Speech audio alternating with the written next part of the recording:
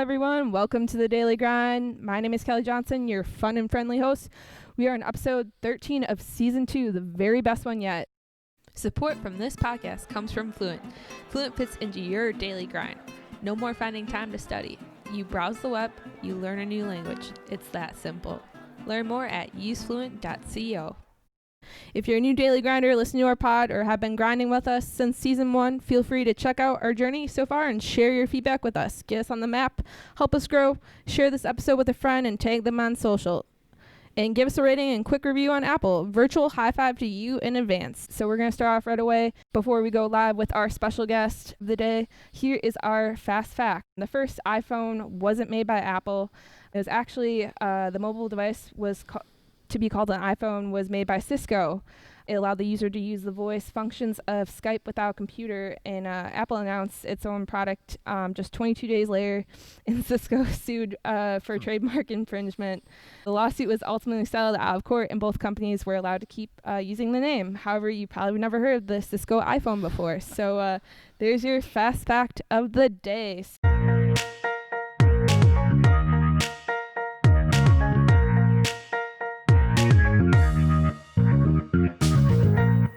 I'm keeping the introduction short. We have Ian Westermann on our show today. He is the founder of Essential Tennis, which provides passionate instruction for passionate tennis players so they can improve at the game they love. Ian lives and works in the Milwaukee area, so welcome, Ian. Thank you, Kelly. Wow, round of applause. Nice. I haven't had that before on a podcast. I appreciate it. Yeah, thanks so much for being on the podcast today. I'm Sure. excited to talk more about your story and share it with our listeners out there. So without further ado, for our listeners out there that haven't came across your story already, can you tell them who you are, where you're from, and what you do? Well, my name's Ian. Depending on who I meet and how old they are, I say different things. If I'm talking to a younger person, I'll say that I'm a YouTuber. But anybody who's like a generation older than me, I just say I'm a tennis coach. I kind of keep it at that. And if they're not super interested in tennis or tennis coaching, then that's pretty much the end of the conversation. But just one layer deeper than that, I would say I'm a content creator. I spend about 20% of my time on the court with students and the other 80% focused on digital media. And it's been that way for about 10 years now. Wow, quite a story, quite a background. 10 years, congrats on the 10 years. Thanks. That's awesome. A lot goes in behind the scenes on what Ian works with in Essential Tennis and being on and off the court. So yeah, I guess, how did you become interested in tennis, the sport obviously, and then entrepreneurship, so starting Essential Tennis? Yeah, the game itself, I don't know. I was really drawn, I think, to the individual nature of it. I started playing when I was 10 or 11, and just with like family friends. Nobody else in my family plays tennis, or my wife's family plays tennis. I'm the only one. I was actually the first Westermann to get a high school letter in a sport, and not just in band. So I kind of broke the mold a little bit in my family. And once I started playing with friends, I just kind of couldn't get enough of it. I started taking lessons when I was probably about 13 or 14 or so. And by the time I was a sophomore or junior in high school, I just knew that if I could figure out some way to get paid to be on a tennis court, I knew it wasn't in the cards for me to play professionally. So next best thing I thought would be to be able to show other people how to improve and get better. And I had a mentor and a coach, actually, who used to teach me on this court. It feels special for me that I get to come here and coach now, because he really showed me what it meant to love what you do every day and to have a passion for what you do and sharing it with other people. And so that was really inspiring for me when I was a teenager. So I went to college specifically for tennis. I knew I wanted to coach full time. And then I did the normal kind of club coach thing for 6 years. And I started getting a little bit burned out on that. And long story short, I felt like the interest level and the passion level of my students just didn't really match my passion level for coaching. And so I was trying to push them, trying to get them to commit to making changes and actually developing themselves as a player. And in hindsight, it was my fault for going into kind of the private club world where people are more interested in socializing and recreation. But ultimately, that kind of grew in frustration for me, and that's when I started publishing content in 2008. Yeah, really interesting background. Starting 10 years old on the tennis court, that's awesome. And here we are today. It's a lifelong sport, obviously. Yeah. Yeah, and also exciting here for you listeners out there. We're recording this episode on the Essential Tennis primetime court, or I don't know if you have a nickname for it. I might have to use that. That's good. So it's really cool to have a full circle here in regards to the sport of tennis. So yeah, you talked about content creating in your intro, as well as, working, coaching students, players of that nature.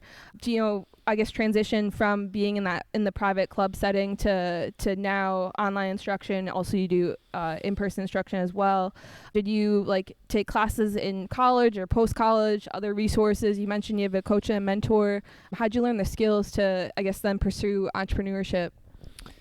Well, I graduated from college way back in 2004, and so YouTube hadn't been invented yet. So my business model was definitely not a thing, and I would say I got the idea first from listening to podcasts.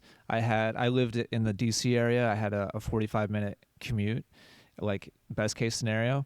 And so I started listening to a lot of podcasts, and I was following people who had expertise in a particular topic or interest, or some other kind of discipline, like finance, or eventually online business and entrepreneurship, cars or tech news, etc. And I watched these people grow and build audiences around their area of expertise, and then offer them other products and services, and kind of build a business around that. And so I was surprised in 2007 when I looked at iTunes and couldn't find a tennis podcast. So that's where I started. It didn't make sense to me that nobody was doing that yet. And so I started just talking to my iMac in our basement apartment. That's how I made my first 7 episodes, before I got like a fancy microphone like what you have. And that's how I started. And so I started doing a written blog, and video is really hard to do back then. It's very cost prohibitive and time prohibitive. So I didn't really start focusing on video until 2009, 2010. And 2011 is when I was able to quit my normal teaching job and pursue the online content full time. Yeah, really interesting. Yeah, it's kind of you think about YouTube and how many users are on that platform daily, as well as podcasting too. Podcasting has definitely grown over the years. So yeah, I guess you started with the podcast and then transition more into videos. What was your aha moment to create Essential Tennis? I would say those other hosts that I listened to. Like I mentioned, one was kind of in personal finance. Dave Ramsey, for anybody who listens to him. Really early on, Internet Business Mastery was an early internet marketing kind of podcast show. They were very much kind of one-to-one, they have experience, they have expertise in this area.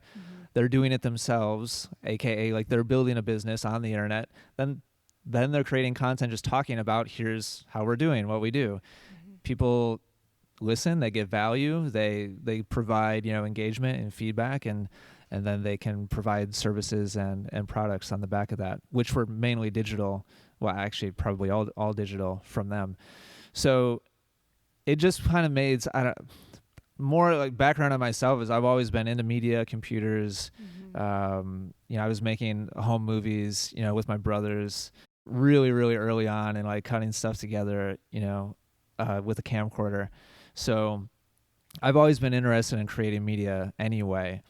So when new media, came around and, 05, 06, 07, it just seemed like a very natural pivot for me to start focusing on taking the knowledge that I was developing and gaining in my on-court practice and just transfer it over to a digital format. Yeah, really well said there. And again, I guess perfect transition to my next question. You've had experience working in private clubs, facilities all over the U.S. Do you think all those experiences, plus your experience on and off the court in general, has impacted Essential Tennis and where it has grown today? Yeah, I mean, like I said, when I graduated in 04, there was no other path. There was the normal like club coach kind of role, and that's what I wanted. Like that was kind of my dream job, and I felt super excited and super fortunate to have figured out I had a passion for something early in life, and then B, found a path to follow in order to actually make that a career and make that a job. Like that alone, I felt like I had already won the lottery. And so those first 6 years where I was on the court full time, every day, 5-6 days a week, those were really my early laboratory, I guess, and trying to figure out like who I was as a coach, what my philosophy or approach was, what teaching style, felt the best to me. And I think those first couple of years was just a good learning experience for myself to figure out who did I want to work with, who did I not want to work with, who did I want to spend time with, who did I not want to spend time with, and like what do I love talking about, and what am I good at talking about, what am I bad at talking about. I think those early couple of years of trial and error, the tennis coach, it's not it's not dissimilar. When you're a tennis coach, somebody pays for your time, they walk in the courts, you evaluate, and you basically improvise. Like you just kind of make it up as you go, with the student for that hour, for that 2 hours or whatever. And online, it's the same kind of thing. You kind of evaluate the landscape, see what people are engaging with, what they're watching, what they're listening to. And then based on that information that you gather, just kind of make an educated guess and let's try this and see what happens. And it's either going to be, people are either going to engage or they're not. Like if they don't pay attention and they don't care, then you need to figure something else out. And it's the same kind of thing with a student in real life. Yeah, definitely.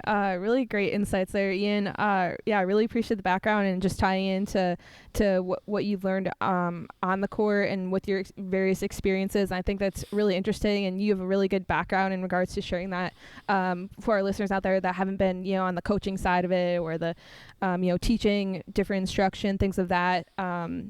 And number two, you mentioned being passionate about something that you do, working on a daily basis. And a lot of our daily grinders out there, we preach that a lot on the podcast, doing something that you enjoy. It doesn't feel like work anymore. Something that you look forward to doing every day.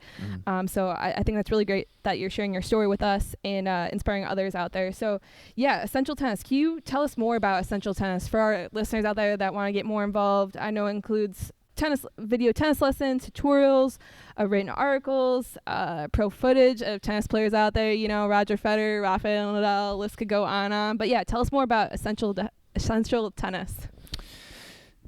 Yeah, I guess those two words embody content published on a regular basis on many different platforms. Our main platforms are YouTube and Facebook. Instagram, not as much, but we focus a good amount of time on Instagram. The podcast side of things, not as much. It's not our biggest platform, but it's still kind of my personal, I guess, passion project. It just gets put on the back burner a lot more than I would like.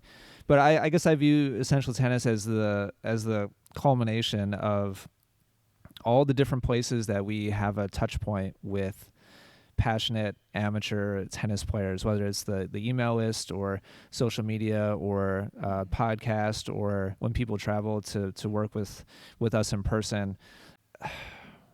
It's what I loved about my coaching job, which was sharing time with another human being and sharing a common kind of passion and goal, which was trying to elevate their level of play, trying to develop their skills, trying to illuminate here's what you're doing and what you should be focusing on to make it to the next level. And so it's that basic thing that we're trying to achieve every day, but spread across a very, very wide range of different types of media and different ways of connecting with people. And that in a lot of ways is our biggest challenge. There's unlimited modes and mediums and methods to connect with people who love tennis. And I think in a nutshell, our biggest challenge is figuring out which of those channels is the best overlap between the way we communicate and maybe the unique way that we present the game of tennis and in particular instruction and coaching, and how people most want to consume that type of information. And so, as I mentioned briefly before, there's a lot of trial and error. But once we grab onto something that shows promise and the feedback is solid and strong, I think a strength of ours is not being romantic or being subjective about like what's working and what's not, and just simply double down on whatever it is that people like to consume, where they want to consume it, and figure out what works the best. We're a little bit unique in that Essential Tennis has always been free content focused, and then we figure out how to monetize on the back end, whereas a lot of people in our space are very preoccupied with sales first.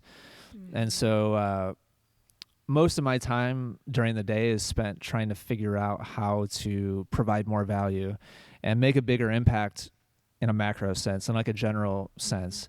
And the biggest way we can do that is by serving the people that are already following us on the platforms that we've already established.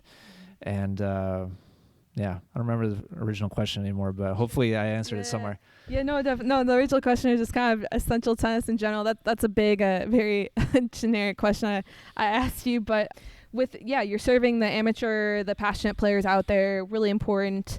You mentioned connecting with others on a digital level. I think that's a big challenge in general. There's a lot of different format, a lot of different YouTubers out there, or people on Instagram, influencers. The list could go on and on. But I think you even make the challenge even more difficult in regard to you're serving the tennis audience. So you're teaching them a skill or a strategy of things of that nature. There's a lot of people that just do videos like just doing an interview like this one-on-one, but showing a skill. And tennis is you have to, it takes time to learn the sport and improve your skills and your strokes and things of that nature. So I think you're doing a really great job on there. And then also number as well, sustaining that energy level and, connecting with someone. Yeah. And I think with your videos that you offer, even on your podcast as well, you provide that enthusiasm that our listeners need, and that's what to attract them to click on the next video or sign up for a lesson. Do you have any best practices or things of that in regards to connecting with the audience or making the most? For me as a tennis player, how can I make the most value watching your videos or connecting? Like, do you have any best practices to offer for our listeners out there that are beginners or the intermediate league player that are really want to get the bang out of their buck connecting with Essential Tennis? So from an audience standpoint, yeah. I would say, first and foremost, I think being open-minded. Anytime your goal is to improve at a skill, especially one as wide and deep as tennis, I think it's super important to check your ego at the door and not have any assumptions or preconceived notions that are absolute law, in your own mind. As soon as you assume that the answers and you've got it figured out is when you stop growing, like you stop developing. So when I work with people in person in particular, I always have calls ahead of time before I spend time with anybody. And a big thing I'm trying to evaluate is how open they are to outside ideas, outside ways of working on their skills, outside ways of understanding like what actually happens on a tennis court, because there's a lot that happens in the 3 or 4 milliseconds that the ball is on the strings that people just don't understand is even happening in the first place. So I think on the digital side of things, there's different types of content, as with any other focus point or market or topic. There's more kind of the entertainment, side of things, which we don't really do a whole lot of here at Essential Tennis, where it's more about highlight shots and it's like highlight reel kind of approach to making tennis content. And I think that's important. It's important to get people fired up about the game and see what's possible and be inspired by incredible shot making and all that sort of thing. But where that can hinder people and become an obstacle is when they go out and try to do it themselves, and they become frustrated by the reality of actually playing the game and trying to play it well. And so one of the biggest obstacles that we have is trying to balance out that kind of like reality versus like entertainment side of things. And so for the audience out there, I think learning what you are most fulfilled by in the game of tennis or in life in general ultimately is most important. Like if you're the type of person that just wants to be entertained, totally own that and seek out that content that fulfills that desire, fulfills that kind of longing that you have to engage with content in that way. If you're super, cerebral and you want to be analytical and break things down and deconstruct and then construct again, which is more the way my brain works, then I think seeking out content creators that have that same kind of mentality is super important. And so that's one of the more unique things about being a content creator is on any given day, I can go, load up our YouTube comments or Facebook or Instagram or whatever, and gratefully, find people that think we're doing a good job and like they're thankful for the content we provide. But I can easily also find a whole bunch of people that think I have absolutely no idea what I'm talking about and I'm like hurting people's tennis games and I'm at best a 3-0 player and like nobody should listen to me and yada yada yada. And so I think as a creator it's important to kind of have a little bit of tunnel vision and a selective kind of hearing as to what's going on out there. And I think it's equally important for our audience to kind of have that same kind of mindset of being self-aware enough about what it is you're looking to get out of the experience, what it is you value about your involvement in whatever the activity is, whether it's tennis or anything else, and then seeking out a voice or two or maybe three that really aligns and then focus most of your energy on that. Really well said. You mentioned just having that right mindset. I think that's really important. So I'll jump down to that question.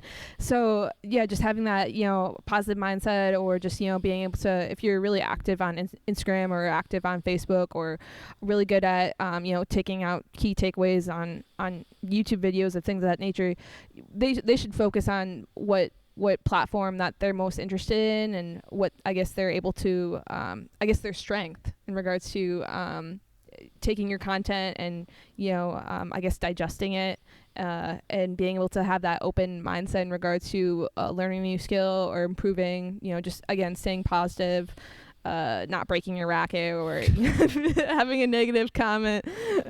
Pro tip, don't break your racket. Or just throwing it or something. I played in a tennis tournament a few weeks ago, and a girl I was playing against was singles, and she got really frustrated by one of the shots. I was able to break her on her service game, and she got really frustrated, so she hit a ball into the fence. But just being able to overcome those type of challenges on court or even off court too. Anger management's obviously easy topic to talk about, or you probably get a ton of comments out there in regards to how to fulfill that or overcome that challenge. But yeah, speaking of your audience and people that have reached out to you, can you share with us like any recent success stories by users? I mean, you have a ton of different platforms out there, but maybe share one with our listeners that you've came across recently that someone's reached out to you. Yeah, sure. Well, first of all, you right when we first started talking, you mentioned the fact that tennis is a lifelong sport, which is definitely part of what I love about it. 2 weeks ago, I had a gentleman here who drove up from Chicago who is 76 years old and had a total like beginner's mind in the sense that he was completely like blank slate, open book, had been playing tennis for decades, but just was completely open-minded about just please tell me like what I need to do, how I need to do it. And I get comments all the time from people and under our more analytical or technical pieces of content that are like, oh, that's great, like it makes sense, but I'm 50, like it's too late, like whatever habits I have, it's I'm over the hill.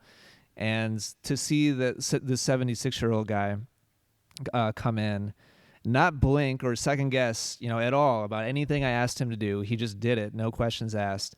And to see the before and after shift in how he was moving his body, how he was moving his racket, and the result on the ball in a couple hours was amazing. And it's that type of experience that for me as a coach really keeps me inspired.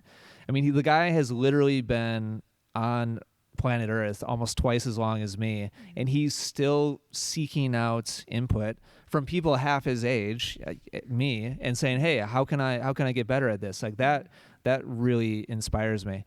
And so same kind of thing with our people in our digital side of things. We have students in over 100 countries, and that alone is I'm so grateful for, and it inspires me a lot, because in a lot of parts of the world, there's not much access to good quality coaching. And even if there is the possibility of working with a good coach, there's severe financial, restrictions. And so I love being able to provide resources to those types of people. And I would say for the first couple years, it was almost kind of like an experiment and a little bit of a surprise when somebody from Romania would write in and be like, "Hey, my serve got better. I watched your video. I did what you said, and I improved." And at first, it was almost like, "Wow, really? Like that's incredible. That's amazing. I've never met this guy. He's halfway, around the other side of the world."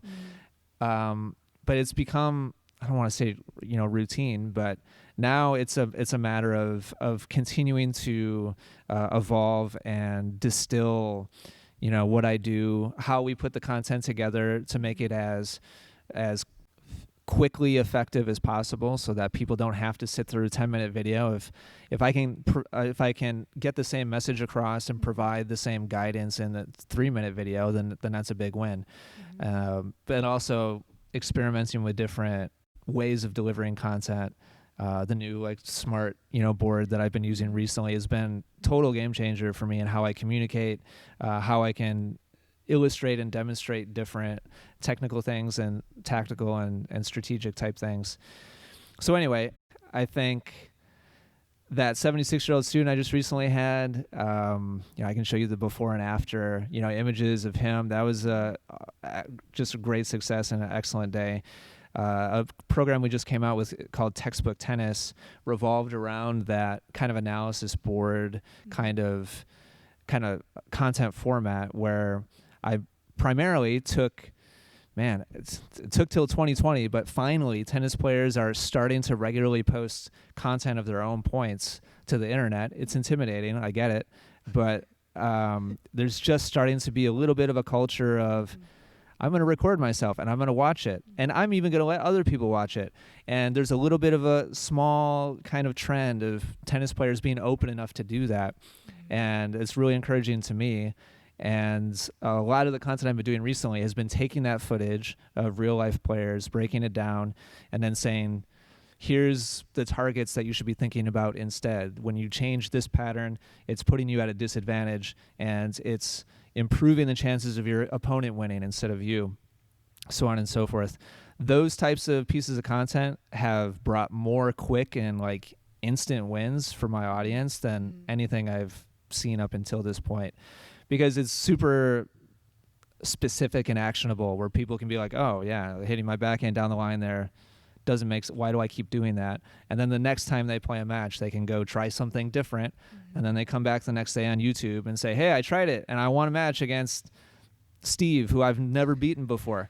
And so those types of comments really is what keeps me motivated and inspired myself, along with the experiences I have with students in person. Yeah, that's awesome. Again, connecting with your audience. Really cool recent success stories out there. 76 years old. Hopefully I keep on playing till then. I feel pretty confident in regards to we will staying active on the court, things of that nature. Textbook tennis, that sounds awesome. Really, again, being able to connect with the audience on a digital level, your platforms, podcast too. Another question I was going to ask you on the multiple platforms, the different topics that you release, each and every week. Do you have ideas behind that, or just kind of what you hear back from people, your users out there, and vice versa, or what's trending? What's the latest and greatest in the sport of tennis? Yeah, we used to plan it out. I've gone through a transition recently where I went through a 6-year period where I had at least one other coach that was a staff, pro that would help me with creating and planning and producing the content and help me with the students and coaching, and we kind of collaborate together on everything.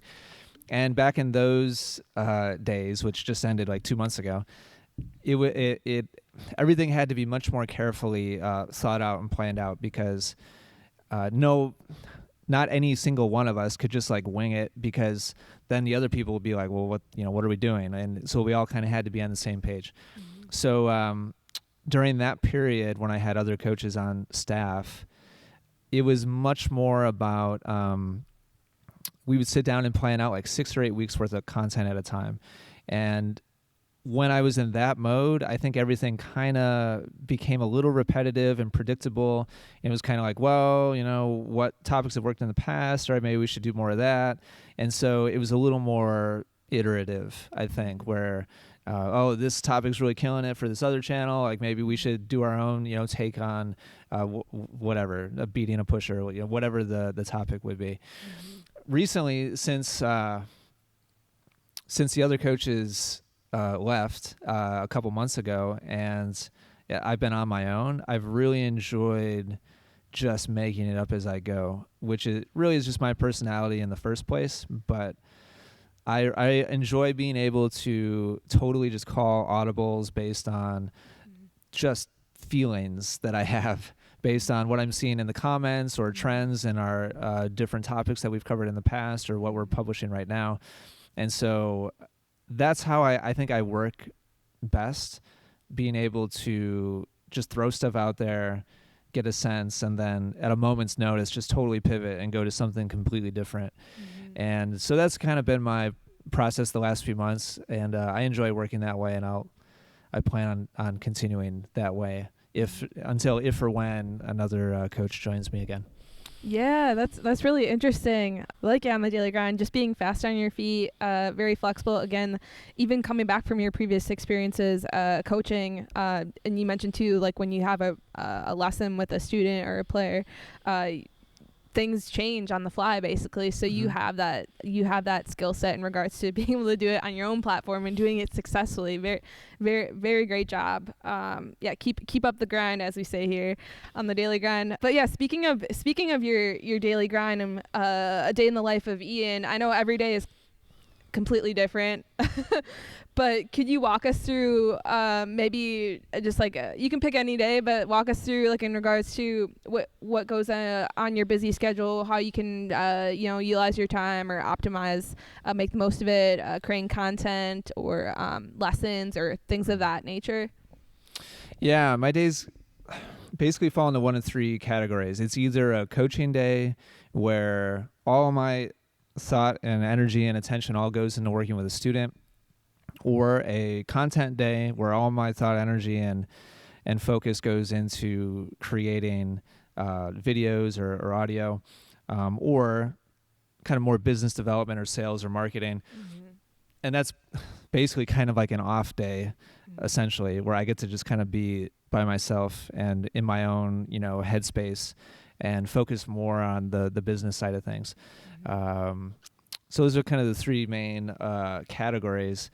And over the years, trying to figure out how I work best in terms of day-to-day like energy management and just kind of self-care, I've found has been really, really critical for me, because in particular now that up until a couple months ago, we had an office downtown. Like we would all come to work and work together in the same space, and that's kind of gone. Just like with a lot of people, obviously, has gone away now. And so now that there aren't multiple other coaches that can share the energy load of being in front of the camera, or being behind a microphone, or being in front of a student, the last few months has been a challenge for me to figure out how to have all the output come from me for everything. And so really, basic kind of boring things that have made a huge difference for me is a really, really strict like sleep schedule is super important for me. eating like only like real food and being very strict. I'm pretty strict about my eating schedule as well. I started doing intermittent fasting a little over a year ago, and that's made a big difference for me. And then in general, being mindful of my energy level. I don't judge myself or get angry at myself when today was a low energy day for me. I've started training like as a player again, and I want to go play a tournament in October. And I've started working with a high performance coach in the area, and he just dominated me yesterday. And my body's trying to figure, I've only done 2 training sessions. I played a match on Tuesday. So my body is like trying to like get going again, after being, not pushed very hard for a period of time. So I tend to be a little bit of a perfectionist, and I hold myself to a really high standard. If I don't finish a day and look back and see very tangible things that I like made or created or put into the world, I tend to be kind of down on myself. But I found it's important for me to give myself some slack, because I'm not a machine. I'm not a robot or an AI or something that can just like pump out unlimited, energy or content.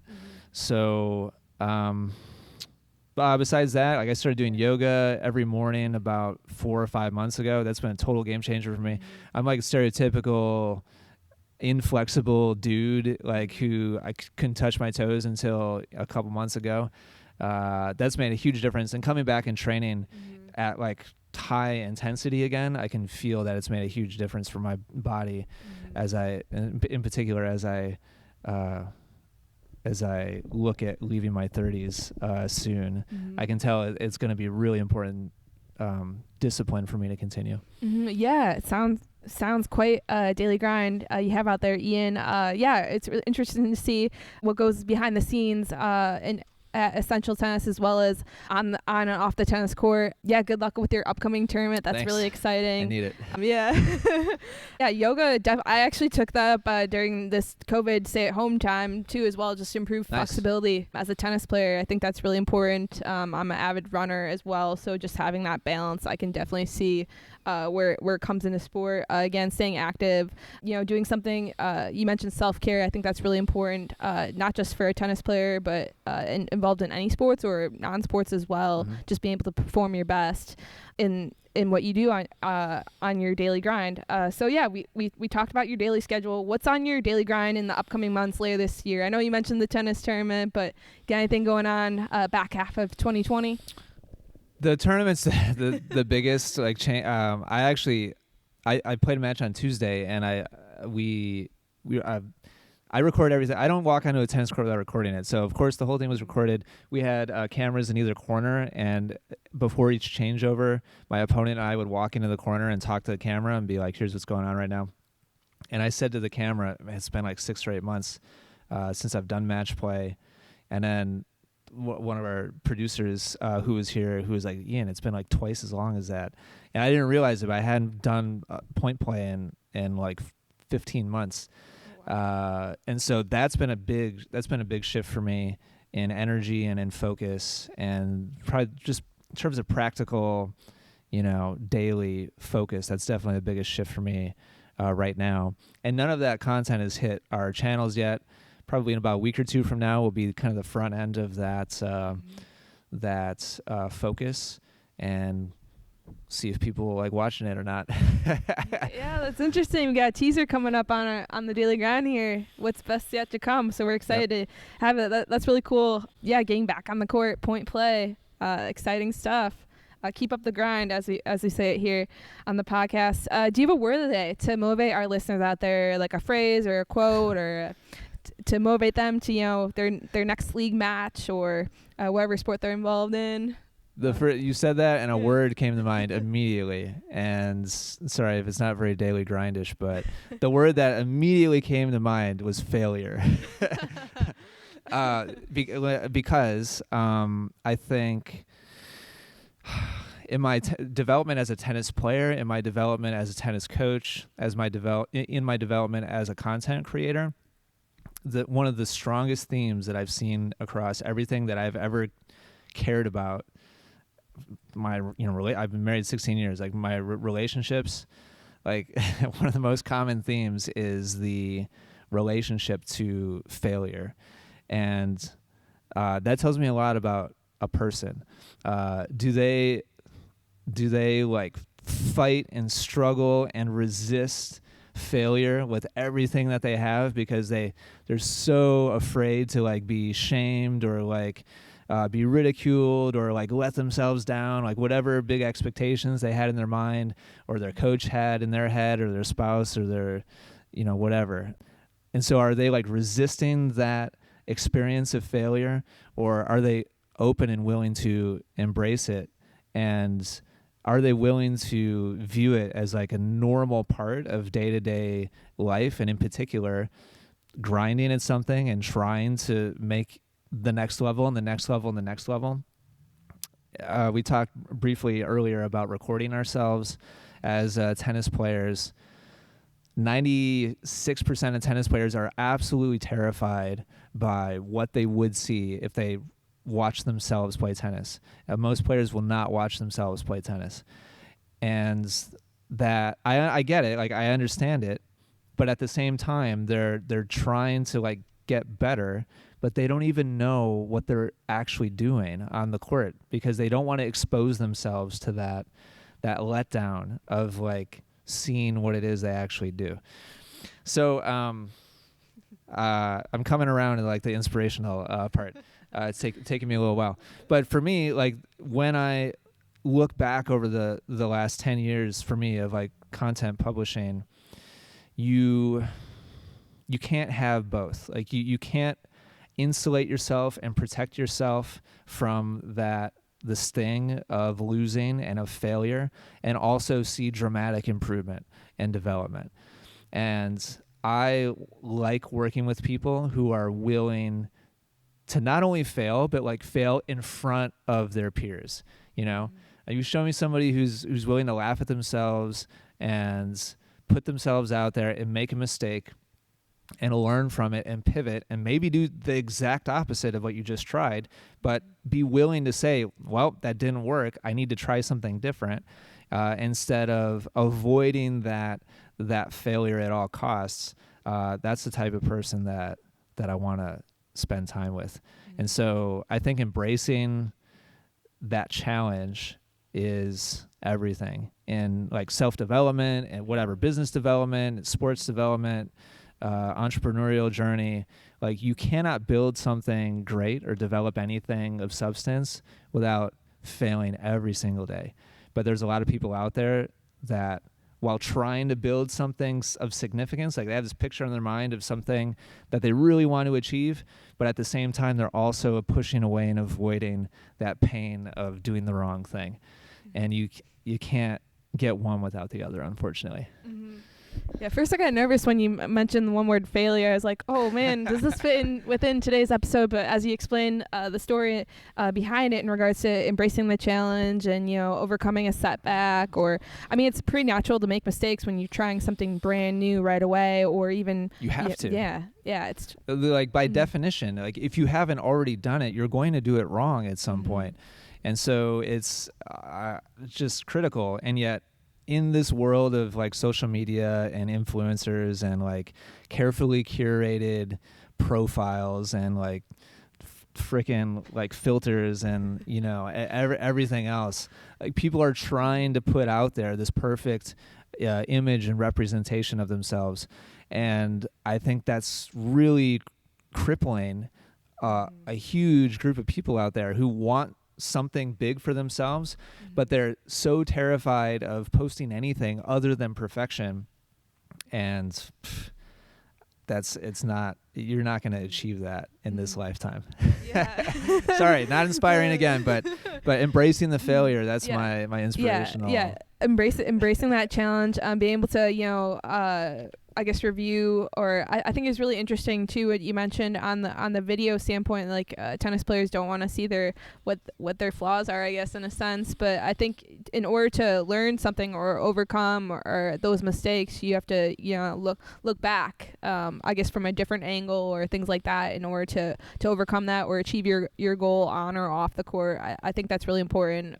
again, I actually think that is really fitting with today's episode, to be honest, just being able to see your surroundings and being able to, take in the skills that you learned, or people that provide feedback, whether it's positive or negative, and be able to work on that, improve, and, make a difference, whether it's, winning your next match, or, building off your own idea and starting your own business or things of that nature. So yeah, really well said. I think it was really good ending to motivating our listeners out there to, Case in point, like, do you remember the first time you heard your first podcast? You've listened to your own episodes, right? Yeah. What did you think the first time you heard yourself on your own show? Oh man, it's really unique too. You could probably attest to it as well in regards to recording a podcast. I could definitely tell the first episode to where we are today, completely different. But that's totally okay. You learn from your mistakes, and we've improved over the past year. And I think that it's good to see. You gotta force yourself to be exposed to the uncomfortable situation, make yourself more comfortable. Exactly. Everybody hates the sound of their own voice, but so just the fact that you one day decided, I'm going to sit behind a microphone, I'm going to freaking record what I say, and I'm going to listen back to it, like that is a significant, it's in hindsight, after doing 50 episodes, doesn't seem like a big deal, but the first step usually is the hardest one. And after a little while, you kind of get used to it. It's not a big deal anymore. But that first step, and then being able to be open with yourself about whether I like it or not, that's what I sound like, and I need to improve, like you said, this, that, and the other thing. That continuing openness, I just think is everything. So good. Kudos to you for actually doing it and getting behind the microphone yourself. Oh, definitely. Yeah.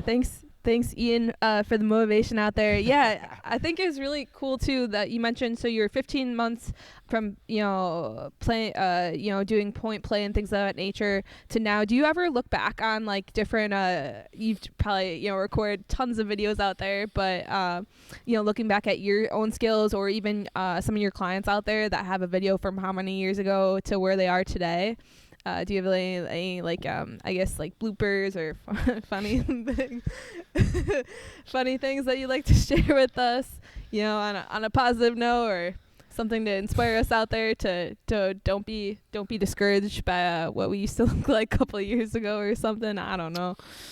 Yeah, a couple things. Yeah, I've published definitely over 5,000, probably over 6,000 videos, and so I've watched myself and heard myself and observed myself in just about every possible scenario, and that's been an unbelievable learning experience for myself to be more self-aware about the dumb things, about whatever, like facial tics or like expressions, or like I did a vlog for a month a couple years ago, where I had somebody follow me, like Gary Vee style, just for like like a self experiment. I did a daily vlog for a month.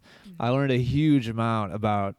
It's so interesting watching myself have an interaction with another human, and being able to remember, because I would go through the content every night, do an edit every night, publish every night what happened that day.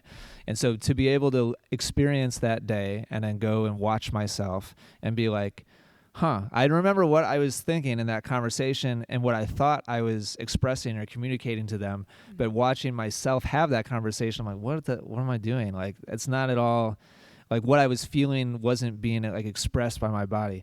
And so those types of self-learning I've found to be really, really priceless. So I would encourage your audience to just put themselves out there however they can in media. Over the course of 6,000 videos I've published, I've messed up 12,000 times, and so there's thousands and thousands of ways to like do it wrong, or say the wrong words, or forget what the crap you're talking about and just totally like blank and have to start over again. And so there's a million examples of that, just myself, personal examples. And I think where things really become the most fun and enjoyable, I remember this transition for me probably 3 years ago or so, where I just became totally comfortable with myself to the point that I just didn't care anymore. if I made a mistake. And it took me 7 years to get to that point of publishing something pretty much every day, to get to the point where I could just open my mouth and start talking and have like 3 bullet points and know like, okay, that's what I'm going to talk about. All right, roll the camera and just start talking. And pretty much no matter what happened, I could just keep talking and finish the video. Whereas a year or two before, it was like, I'm so in my own head about wanting to say the right thing in the right way in the right order and do it all perfectly because I know 10,000 people are going to see this, and being so like self-absorbed in that side of things. It took a lot of repetitions before I could get to the point where I could just almost kind of detach from my own brain and just allow the words to just kind of come out of my mouth while I kind of like watch from like above and just kind of direct the flow of like what I want to talk about. And it took me a long time to get to that point, and it only happens through that repetition. So I would fully encourage, going back to the failure, I'd fully encourage everybody listening to, whether it's a microphone or a camera or writing emails or a blog like with a keyboard, whatever medium you want to use, just commit to start doing some small daily piece of exposing yourself to the rest of the world, and then observe, like what's the feedback? Do people care? Do they not care? When you read it back later on, are you embarrassed or are you proud of like what you wrote? Like how do you make a little tweak or shift to make it a little bit better? And once that ball starts rolling and you keep the momentum going and going and going, and you look up 5 years later, then I think that's where really special stuff starts to happen. Yeah, really well said there, Ian. Really great key takeaways towards the end of closing of this episode. Just again, taking the small steps. You don't have to become like a content creator all-star like the next day. Definitely a couple minutes a day, or however you break up your day, or however you organize your daily grind. I think that's really important. It takes time. It's practice, repetition, things of that nature. You have people out there like Ian that you can look on what they're doing on their own platforms and kind of learn from them. Their key takeaways, what's working well. Reach out, ask questions, things of that nature. Speaking of questions, comments, things of that. Last but not least, our Daily Grind listeners out there, Ian, how can they follow you, Essential Tennis, things of that nature, after this episode? So I guess it just depends on how people like to consume content on iTunes or any other podcast platform. It's Essential Tennis Podcast. YouTube is /Essential Tennis. Facebook /Essential Tennis. Those are probably our main platforms. So that's what I recommend people go check out what we're doing. Or if you want to follow more personal stuff, you can feel free to Facebook. I'm really spotty, but occasionally I'll kind of get in the mood for posting kind of more personal stuff on my Facebook page. So Ian Westermann with 2 N's on Facebook. Wonderful. Thank you, Ian. We will for sure put Ian's contact info, where to find Essential Tennis, things of that nature, on today's show notes. As always, thanks for tuning in today's episode. A big thank you to Ian for being on the podcast. Hey Daily Grinders, we have an Instagram contest with Fluent for the month of September. Head over to @KJF Daily Grind to enter and win a Fluent prize pack and Visa gift card. Ways to find the Daily Grind. Follow us on Instagram @KJF Daily Grind and on Facebook as well. Check out our website at www.kjfwi.org. Feel free to follow your host, Kelly Fast, here on Instagram @KellyJLefty or on Twitter @KellyJLefty as well. Until next time, my name is Kelly Johnson. Have a great day.